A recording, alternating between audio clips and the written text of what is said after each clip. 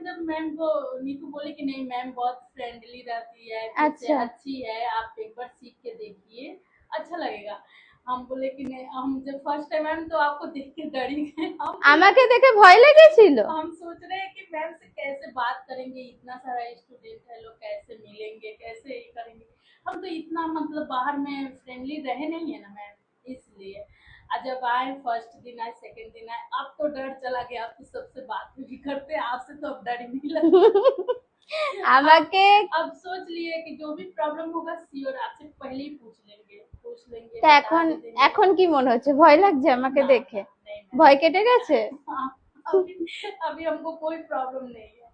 अब आपका phone, first time आपका फोन भी नहीं उठा पा रहे थे, क्या बोलेंगे मैम को, क्या बोलेंगे, आवाज ही नहीं आ रहा था, गले से आवाज ही नहीं उतर रहा था, क्या बोले कैसे बोले।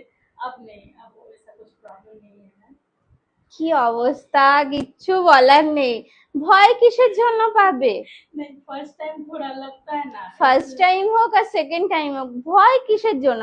আমি हमको लगा ভয় कि मैम कैसे रिएक्ट करेगी, না, कैसे আমি नहीं। ভয় কখন পাবো? যদি আমার থেকে কোনো ভুল হয়, আমি কোনো ভুল কাজ করি, তাহলেই আমি ভয় পাবো। নাহলে আমি কেন ভয় পেতে যাব? হ্যাঁ, যদি আমি কোনো ভুল করি তাহলে তো আমার মনে ভয় থাকবে, যেটা